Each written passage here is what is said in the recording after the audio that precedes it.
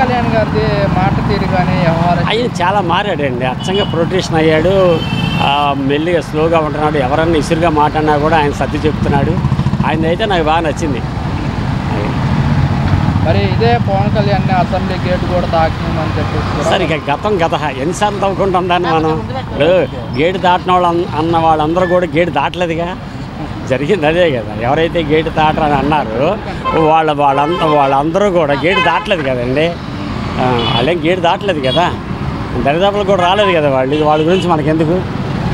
Okay CM గారు మన ఆర్థిక పరిస్థితి బీహార్ కంటే దిగజారిపోయింది, పథకాలు అమలు చేయడం కొంచెం టైం పడుతుంది, ప్రజలు అర్థం చేసుకోవాలన్నారు.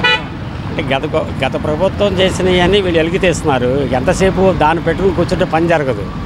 జరిగింది ఏదో జరిగిపోయింది. ఇప్పుడు ఉన్న వాళ్ళందరూ మేధావులే కదా. ఏంటి ఎంతసేపు మనం పాత తవ్వుకుంటూ కూర్చుంటాం మనం.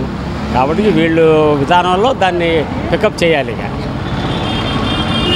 మరి ఇప్పుడు కేంద్రం మనకి నిధులు ఇచ్చారు, అమరావతికి కానివ్వండి, విశాఖ స్టీల్ ప్లాంట్కి కానివ్వండి, అది నిధులు పథకాల కోసం మళ్లించలేము, కొంచెం టైం పడుతుంది అంటున్నారు. కరెక్టేనండి. మరి అంతా మనకి కొన్ని తెలిస్తే కొన్ని తెలియదు. వాళ్ళందరూ పరిపాలకులు కాబట్టి వాళ్ళు మంచి చేయాలని కోరుకుంటాం మనం. వీళ్ళు బట్టి వాళ్ళు చేసుకుంటూ వెళ్తారు. కేంద్రం ఇచ్చిన డబ్బులు దేనికి ఉపయోగపడినా అది ప్రజా సంక్షేమానికి ఉపయోగపడాలి. కాబట్టి అది ఎలా మనకి చేసినా సమ్మతమే. మరి ఇప్పుడు చెప్పిన పథకాలు ఇచ్చే గ్యాప్ వస్తుంది కదా అమలు చేయడంలో, మరి ప్రజలకి ఏమన్నా వ్యతిరేకత అలాంటిది ఏమన్నా వచ్చా? ఇది అంటే తెల్లారి ఏది జరగదండి. మనం అనుకున్నది తెల్లారి ఏది జరగదు కదా. మనం కుటుంబాన్ని మనం అడ్జస్ట్ చేయడానికి టైం తీసుకుంటాం. ఏదైనా నిర్ణయాలు తీసుకుంటే ఇంత రాష్ట్రంలో కొద్దిగా మనం అనుకున్నది జరగదు. కానీ టైం తీసుకుంటే చూడాలి. దేనికైనా మనం చూస్తూ ఉండాలి ఏం జరుగుద్ది అన్నది. డబ్బులుంటే ఈ పథకాలు అమలు చేయడం క్షణం పట్టదు, డబ్బుల్లాగే ఆగిపోతున్నాము అంటూ కూడా ప్రజలు కొంచెం అర్థం చేసుకోవాలంటున్నారు. అది కరెక్టే కదా. డబ్బులు లేవు కదా. ఇప్పుడు కదా గవర్నమెంట్ మొత్తం ఊడ్చేసింది అంటున్నారు. ఏవి లేవు అంటున్నారు. మరి ఎక్కడి నుంచి వస్తే తెల్లారి ఖర్చులు అయితే ఉంటాయి కానీ ఆదాయం ఉండదు కదా. అది ముఖ్యమంత్రి గారు కూడా అదే అంటే చెప్తున్నారు. ఆదాయం పెంచుకుంటే సంక్షేమ పథకాలు ఇచ్చుకుంటాం మనం, ముందు ఆదాయం పెంచుకోవాలని చెప్తున్నారు కదా. మరి ఆయన విజన్ ఉన్న నాయకుడే కాబట్టి మనకి రాష్ట్రం బాగుంటుందని మనం ఆశించాలి. ఆర్థికంగా కనుక పుంజుకుంటే పిల్లలకి అమ్మఒడికి, తల్లికి వందనం కానివ్వండి, రైతులకి అమౌంట్ ఇస్తాము, కొంచెం టైం పడుతుంది అంటారు. అది కరెక్టే కదండి.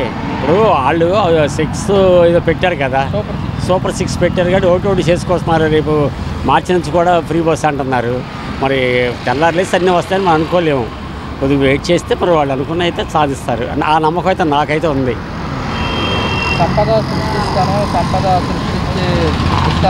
సంపద సృష్టించకుండా ఏ కుటుంబం జరగదు, ఏ రాష్ట్రం కూడా జరగదు. ముందు దాని మీద దృష్టి పెట్టాల్సిందే.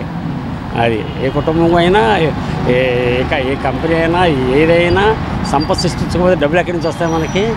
అది కాబట్టి సంపద సృష్టించే విజన్ ఆయన దగ్గర ఉంది. దానికి తోడు పవన్ కళ్యాణ్ గారు కూడా తోడయ్యారు. ఆయన కూడా నిబద్ధతగా ఉంటున్నాడు.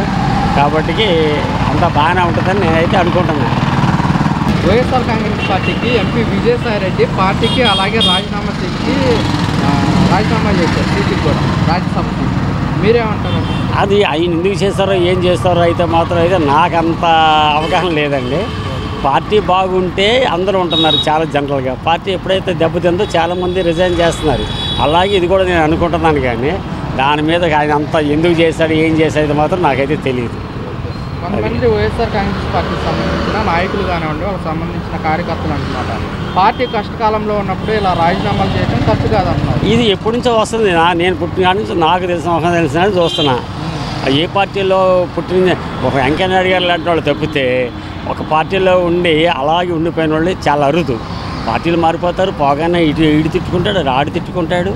ఇది విజయసాయి రెడ్డితో పుట్టింది కాదు, ఆయనతో పోయేది కూడా కాదు. అది